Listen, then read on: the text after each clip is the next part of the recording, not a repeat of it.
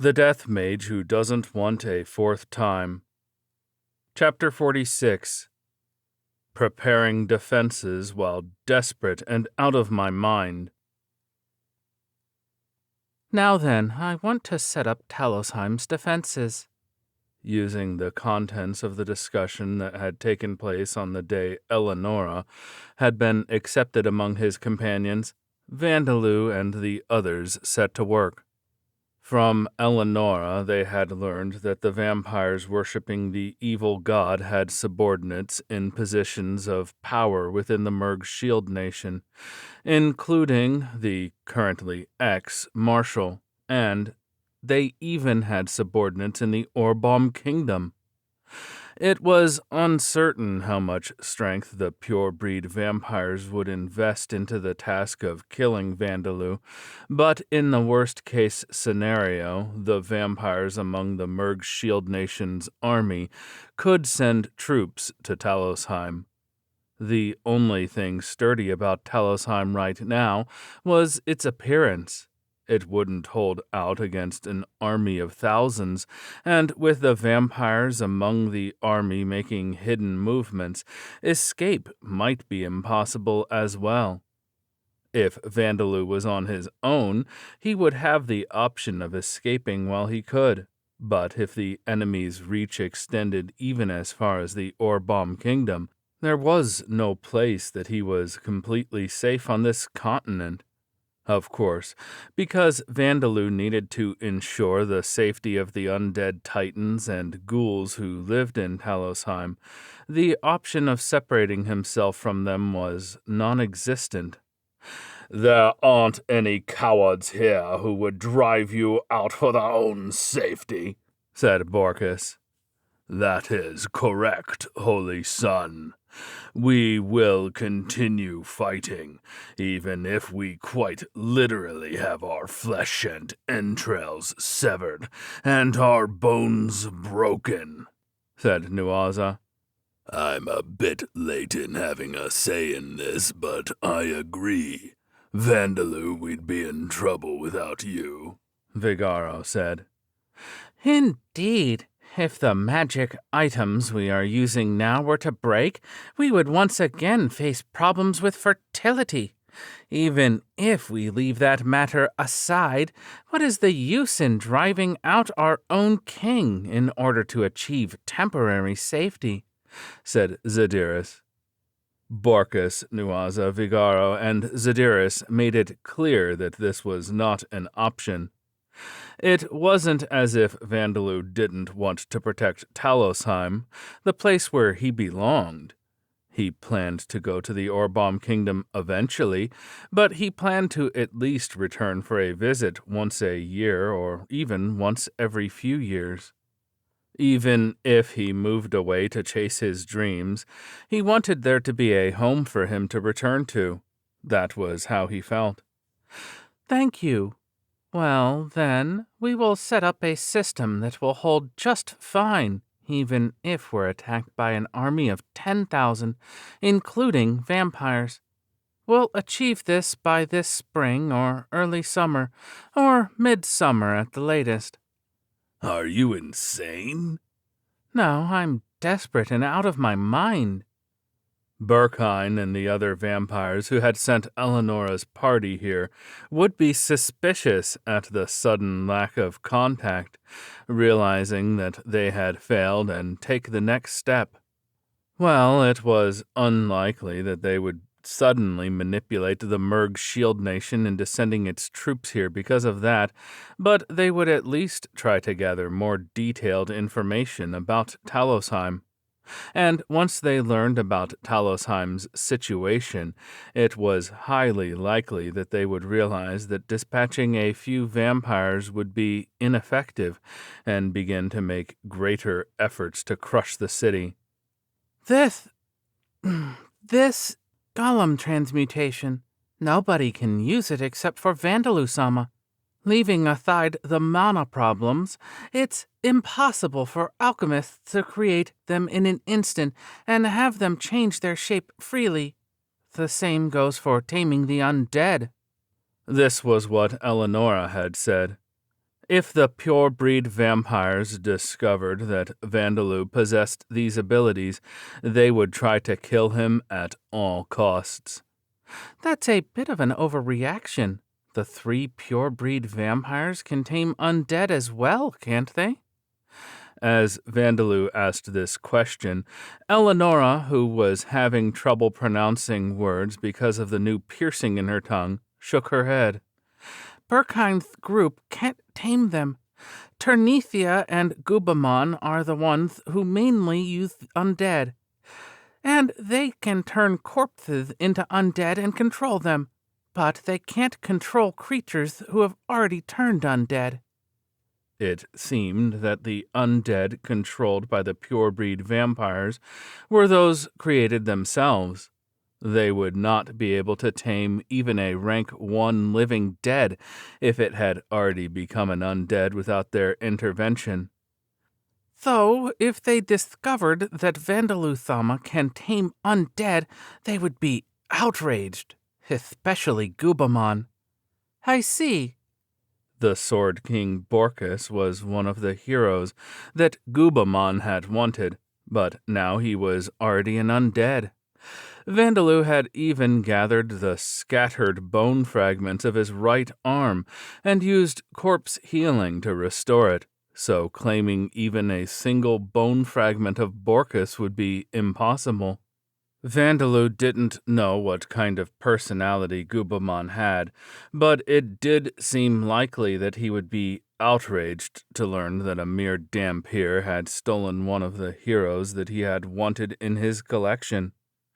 Vandaloo found it satisfying to know this, but felt that it would be unreasonable for Gubamon to get so serious over it.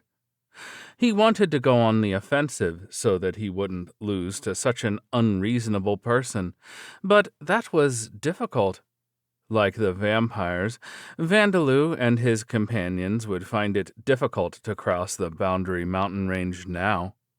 In addition, the vampires who worshipped the evil god possessed numerous bases, and Eleonora didn't know the locations of all of them. After coming to the conclusion that going on the offensive wasn't a realistic plan, Vandaloo set about addressing the problem of not having enough numbers.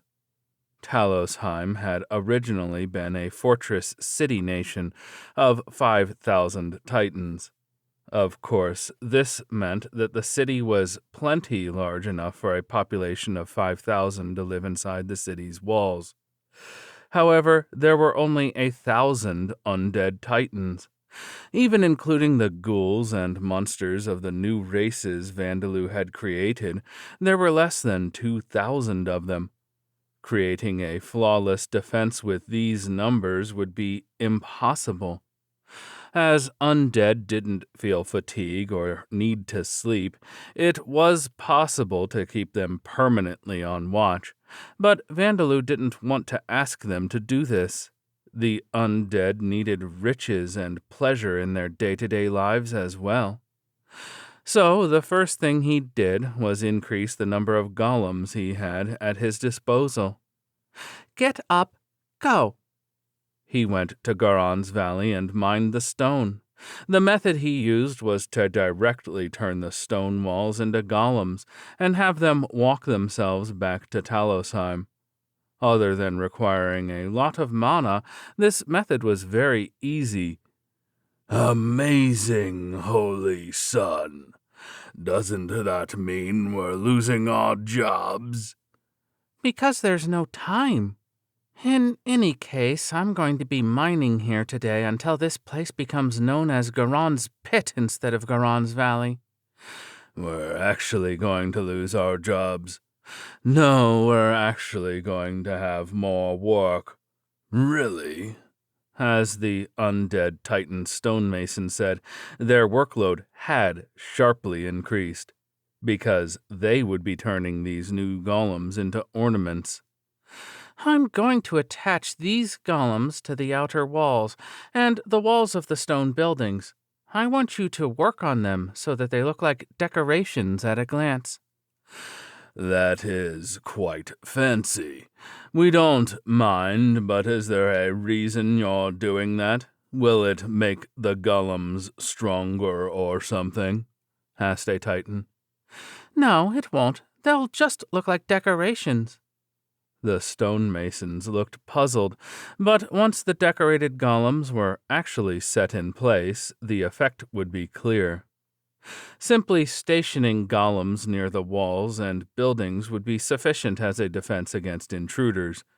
But golems decorating the walls and buildings would look like simple ornaments, and golems embedded into the walls, which had also been thickened, would look like mere sculptures.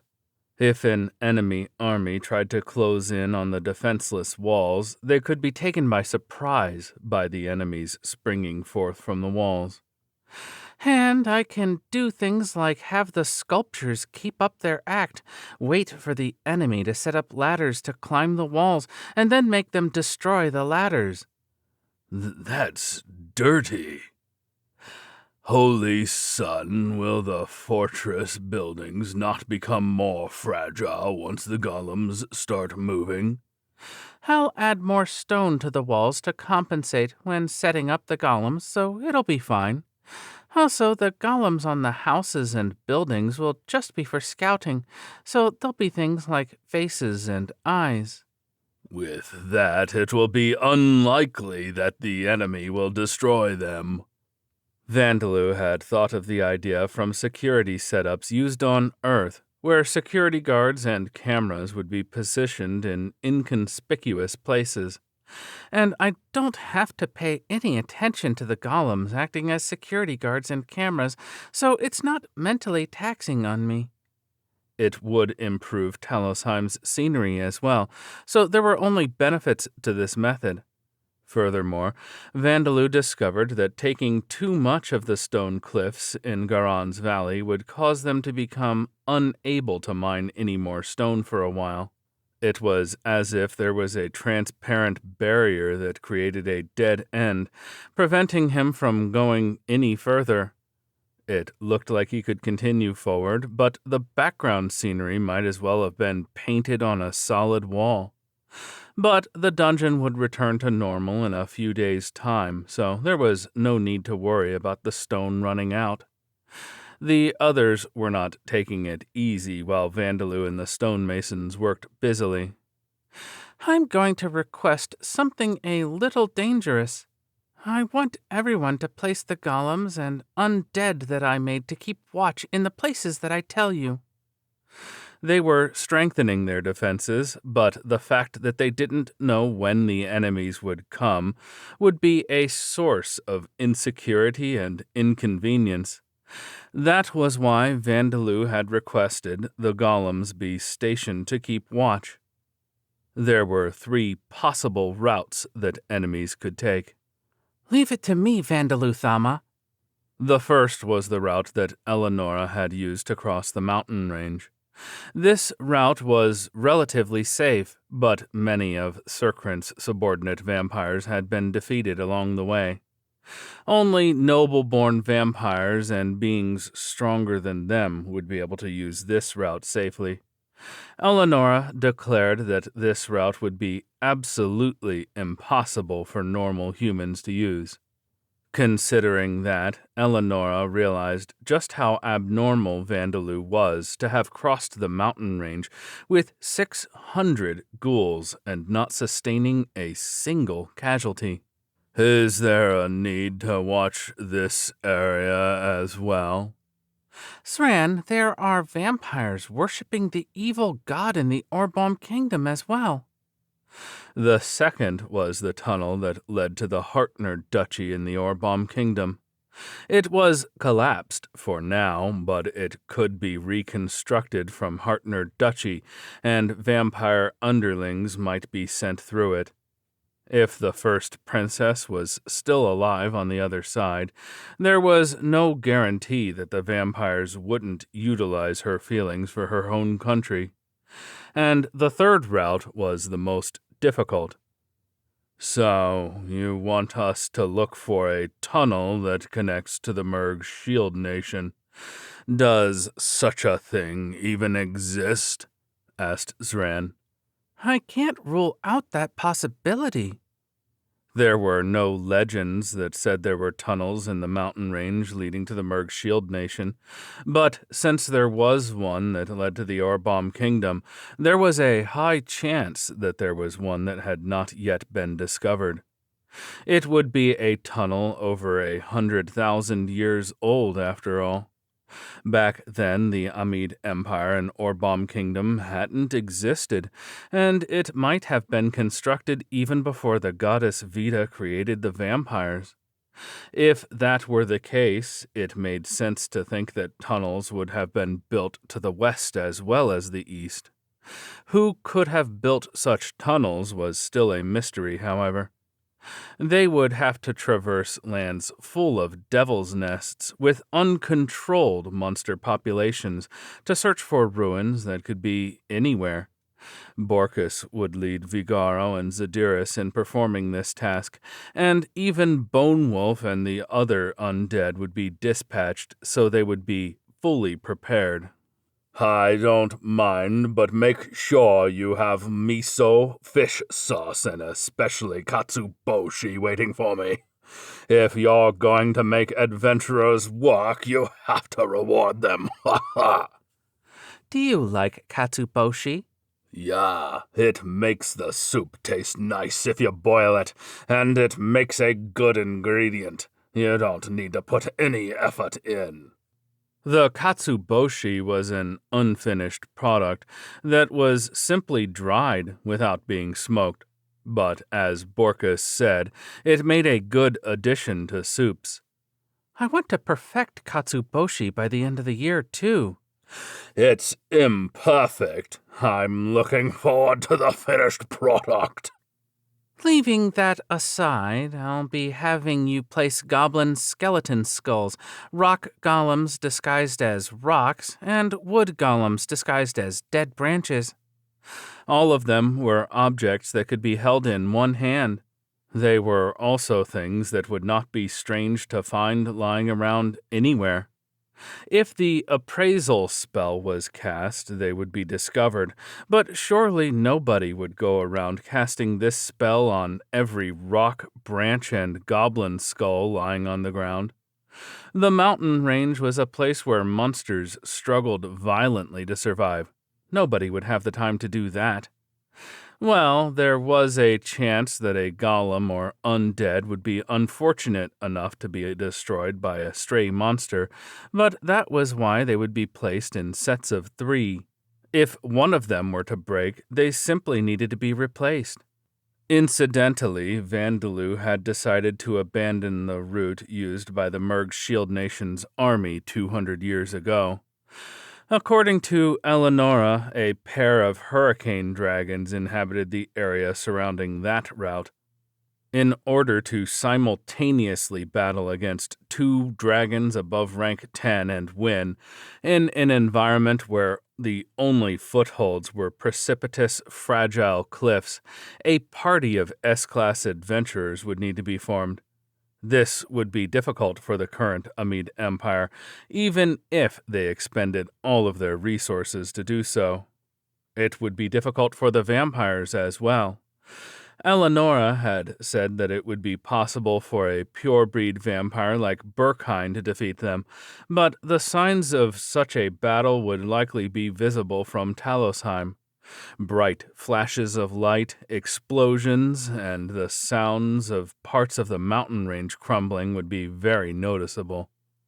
It was also possible for enemies to make a detour into the southern regions of the Bongai continent and pass through the boundary mountain range from there, but apparently it would be suicidal for even a pure-breed vampire to journey into those regions. Those regions contain dragons and giants, an even higher rank than those found in the mountain range, and there is even apparently a palace of demons, said Eleonora. There were also countless unexplored devil's nests, and large organizations of monsters such as noble orc empires. They weren't exactly Vandalu's allies, but they served a very effective protective wall. Well, because of them, it was impossible for Vandalu to go and look for the vampires who worshipped Vida. Well then, please, get to work. It took less than a month for all of these tasks to be completed, other than the discovery of a tunnel leading to the Merg Shield Nation. Vandalu would have Eleonora and Zran's party join up with Borkus's and continue searching for this 100,000-year-old tunnel. While they're doing that, we're going to build a second and third outer wall. Also, we will be developing weapons. Bochan, are you planning to work yourself to death? Asked Saria. It's all right. I'll rest properly on my days off. The only ones who had visited Talosheim in the last 200 years were Vandalu and the ghouls, and the vampires led by Eleonora. Apart from Eleonora, all of the vampires were now dead.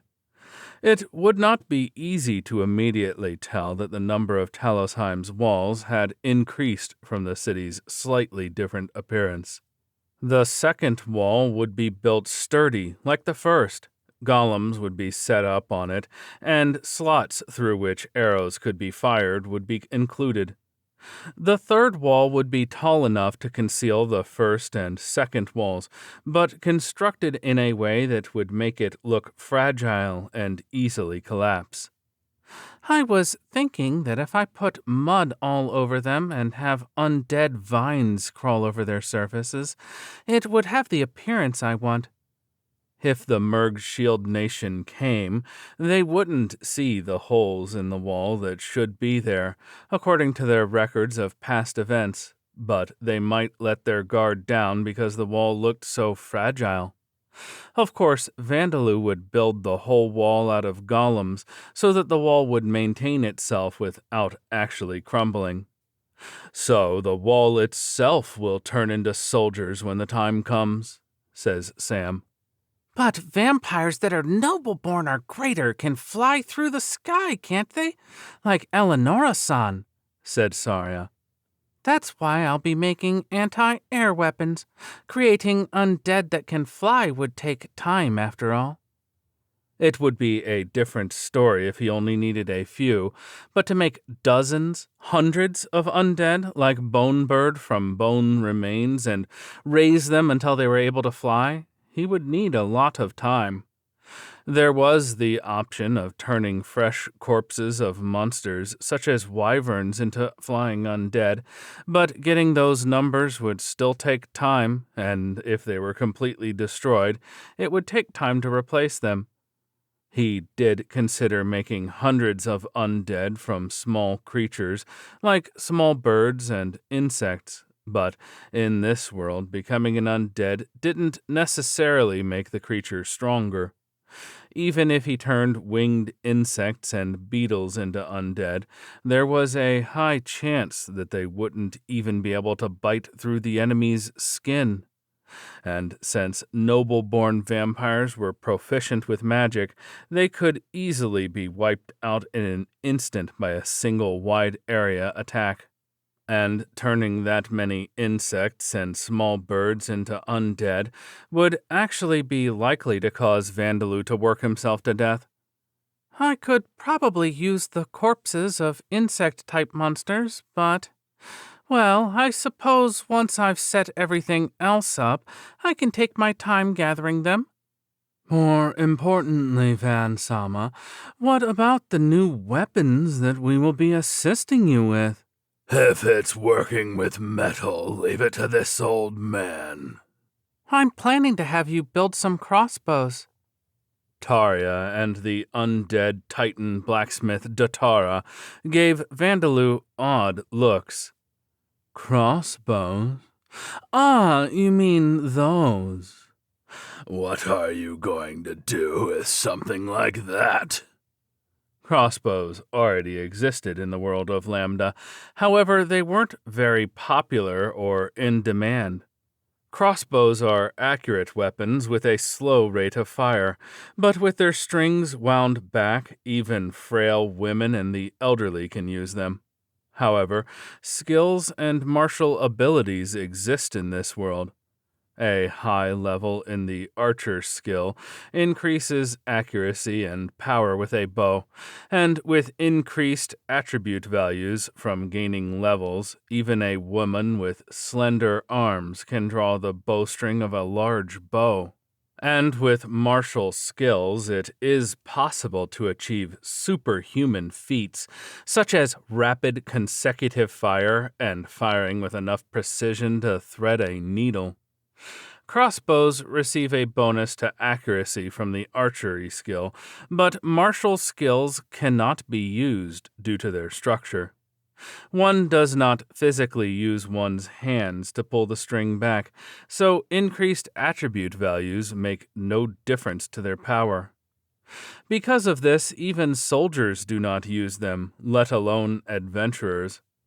As they are easy to use, ordinary people sometimes purchase them to have just in case, but even then, it is more common to buy regular bows and arrows because this is the cheaper option.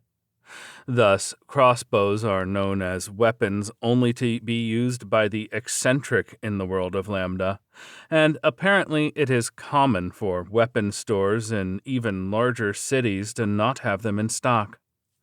It would be better to hand out good bows and arrows rather than crossbows. No, I'm not going to hand out the crossbows to everyone. I'm going to turn the crossbows themselves into undead. Vandaloo would make spirits haunt the completed crossbows, creating cursed weapons. Cursed weapons are weak rank 2 monsters, consisting of weapons possessed by spirits that move on their own. Normally, they would be unreliable even against normal soldiers, let alone vampires. However, crossbows fire projectiles capable of piercing through plate armor with the pull of a trigger. They are also highly accurate. Because cursed weapons don't use martial skills to begin with, there are no drawbacks. The problem would be making sure that they were loaded, but if Vandaloo installed each of them with a golem arm, responsible for reloading, and placed them on the walls, the city's rooftops, and the royal castle, that problem would be solved. Once this was complete, he would have tireless archers that would shoot enemies to death until running out of projectiles to fire, undetectable through detect presence and capable of seeing in the dark. Vandaloo planned to have projectiles with silver-plated tips for the anti-vampire crossbows installed on the upper walls and rooftops. Normally, technology would be required for this plating process, but Vandaloo could perform it easily by manipulating the shape of the silver with golem transmutation. Let's make ballistae and catapults as well. You are really planning to fight a war. I cannot wait to get to work. I can make ballistae, but I can't make things like catapults. Yes, I'll be in charge of making catapults. Of course, Vandaloo had no prior experience in catapult building either. However, he had once seen a documentary on Earth that described how catapults were built. If he recalled, it had been a documentary in which weaponry of ancient civilizations were recreated through modern technology and then inspected in detail. It was the kind of program that would have caused Uncle to have a fit from his luxury allergy, so I remember it well. That program had not described every part of the building process of a catapult in detail, but it had showed the overall shape and structure of a catapult. All Vandaloo needed to do was recreate it with golem transmutation. And on his days off, he played with Pavina and the other children, checked Basdia's condition, and busied himself with the aging reversal of Tarja, which he had been procrastinating doing. Before he knew it, it was summer already. The levels of rapid healing, status effect resistance, death attribute magic, chant revocation, automatic mana recovery, surpass limits, golem transmutation, no attribute magic, mana control, carpentry, engineering, and alchemy skills have increased. You have acquired the multicast skill. The ranks of Zadiris, Nuaza, Bone Man, Bone Wolf, Bone Monkey, Bone Bear, Bone Bird, Braga, Zendo, Mimidiga, Rita, and Saria have increased. Monster explanation. Vampires. This is the race born between the goddess Vita and the undead champion Zakart. While not technically monsters, many nations and societies treat them as monsters, and thus they are explained as monsters here. There are currently 3 kinds of vampires: purebreed, noble-born, and subordinate. Their communities are built and managed as strictly vertically structured societies. The majority of vampires encountered and reported to the Adventurers Guild are subordinate vampires. Encounters with noble-born vampires are very rarely reported. Although vampires are monsters, they are capable of possessing jobs, as they are also blood-related to the goddess. Due to this, the skills they possess vary significantly compared to other nations. Subordinate vampires alone are powerful adversaries, and noble-born vampires are a threat equivalent to or even greater than dragons. Because of this, the Adventurers Guild recommends that adventurers report any sightings of vampires to the guild rather than to try and defeat them on their own. There are large differences between individual vampires, but, according to the Adventurers Guild, subordinate vampires are a minimum of rank 3. Noble-born vampires are defined as vampires of rank 7 and above. Subordinate vampires only possess physical vampiric powers, but when their rank increases, they gain skills such as beast transformation and clone, making them extremely dangerous beings. It has been confirmed that they have race titles such as Vampire Slaves, Vampire Lycans, and Vampire Rebels after their rank increases. Noble-born vampires possess magical powers, and depending on the individual, may even possess some kind of demon eyes. They tend to place importance on studying magic diligently, but that does not make them physically inferior to subordinate vampires. Because of this, superior individuals master both magic and martial skills, and possess high base attribute values, making them nightmarish creatures. Incidentally, there is a misconception that all noble-born vampires have demons' eyes of charming, paralysis, or mind reading. But demon eyes are in fact a unique skill that only a handful of individuals possess. This misconception is likely caused by those witnessing noble-born vampires casting spells that have similar effects to such demons' eyes. Most noble-born vampire race titles follow the aristocratic system used in human societies. Inexperienced rank 6 vampires are just vampires, but they are vampire leaders at rank 7, vampire barons at rank 8, and so on. All of these vampires have a common weakness to sunlight, silver, and attacks of light attribute magic, which is governed by the god of law and fate, Alda. Depending on their family and the evil god they worship, they may possess additional weaknesses, such as not being able to enter buildings they are not invited into, and weakness to garlic and running water. There is almost no information about purebreed vampires. The only thing that is known is that even the highest rank noble-born vampire with the race title of Vampire Emperor would bow and swear loyalty to a purebreed. Furthermore, Serkrant was a rank 7 vampire leader. His talent was clearly inferior to that of Eleonora, who became a rank 8 vampire baroness in the space of a few years.